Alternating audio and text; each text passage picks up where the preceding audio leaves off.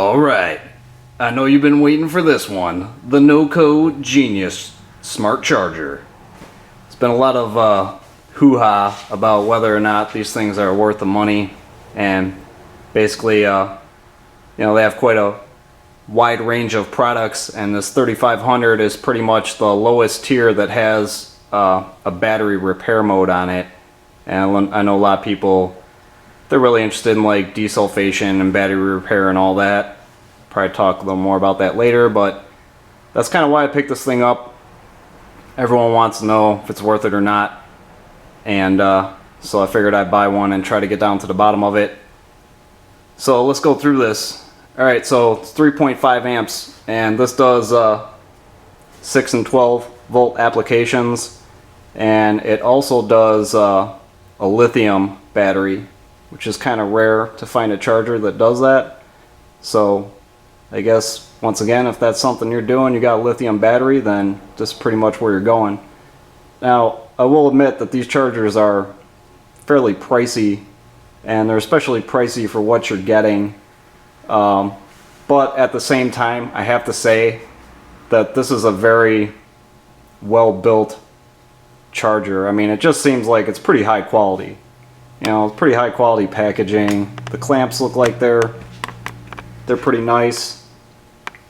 You know, I don't know how well these would work snapping onto a side terminal because they're kind of bulky, but I don't know. Side terminals are just kind of a pain to begin with. Everything's fused too, which is like, I guess that's nice, but I kind of feel like, I don't know if that's really necessary. And then you're kind of limited with what you get with this thing too, because they don't give you a 12 volt accessory plug. You get these little eye loops for like doing maintaining a motorcycle, snowmobile, something like that, which is also fused.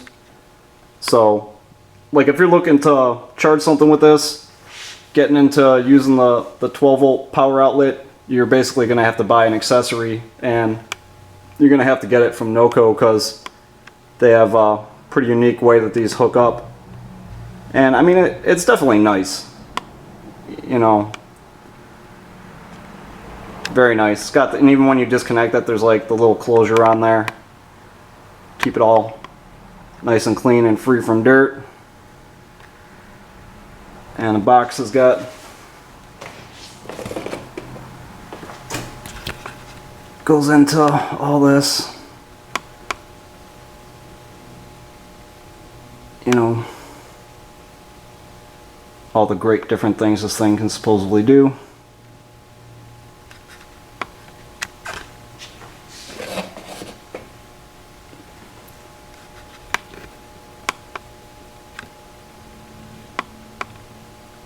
I don't know about charging a fully drained battery, but we're gonna find out. See if I can't put this thing through its paces.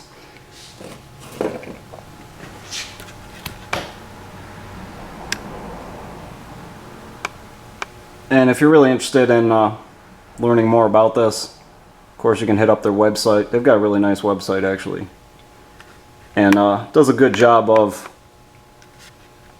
kind of explaining their different product lines. So it's worth looking into if you're considering it. So I don't know, my initial reaction is like, well, it's kind of expensive, but on the flip side of the coin, it's like, well, it's pretty well built and it does have quite a few features. And I've already used it on my Mustang. Use the 8, there's like an 8/10 amp mode, so I was using that to maintain the battery in the Mustang. Floats out at 1330. The display is pretty decent. It's got kind of shows you based on a percentage, you know, 25, 50, 75, 100, and then you're getting into the different modes here.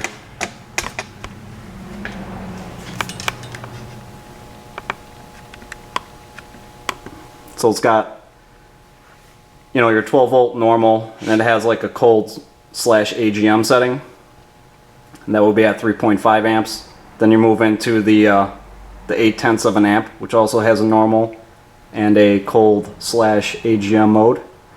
Then you have the 6 volt, which is just 3.5 amps, which is actually kind of substantial. I would imagine if you have a 6 volt battery and you're looking to charge that thing up quick, this is definitely a good choice.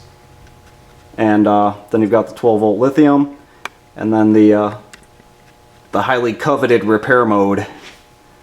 So basically what I'm going to do for now is just kind of hook this up to the battery and show you how it works. But then I really want to put this thing to the test, so I think the next thing I'm going to do is try to beat this battery up. I've got some spare HID stuff, so I think I'm just going to kind of like put the HID bulb on there, run it down until the battery dies. I've got an older Schumacher 1.5 amp battery maintainer, and I think I'm gonna use that to recharge it.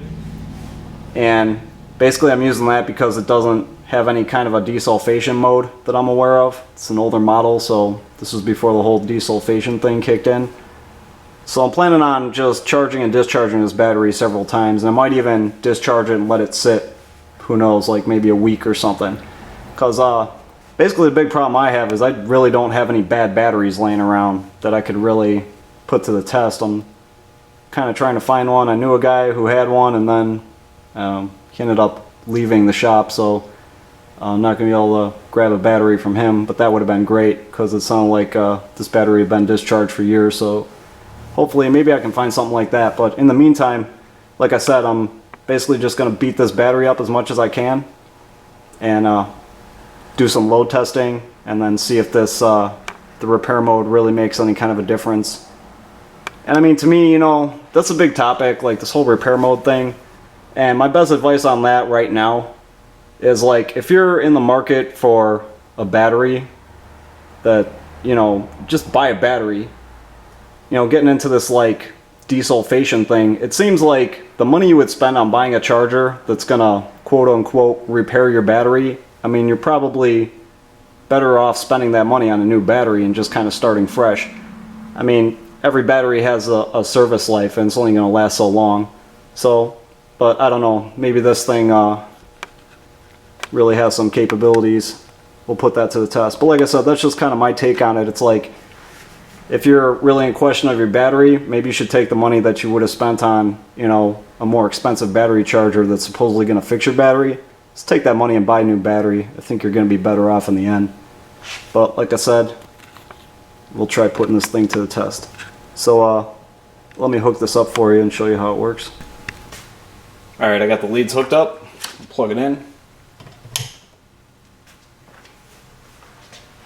So right now, like I said, I had it on the Mustang, so it's reverting back to the mode that I had it on last, which was the 8/10 on a 12 volt setting. And as you see, the charge indicator LEDs, you know, 25, 50, 75, and 100%. So I don't know, this is kind of falling into the territory of it's not really giving me that much information, but it also falls into that category where someone who's not very savvy with battery chargers, this is probably gonna be really easy for them to understand. So I would say that's pretty good setup for most people. I mean, you know, they're going to be able to comprehend what that means. So, like I said, I had this on the Mustang. Actually, that's all I've really been using it for right now, is just maintaining the battery in the Mustang. And it does float out at 1330. So, it's done a really good job with that.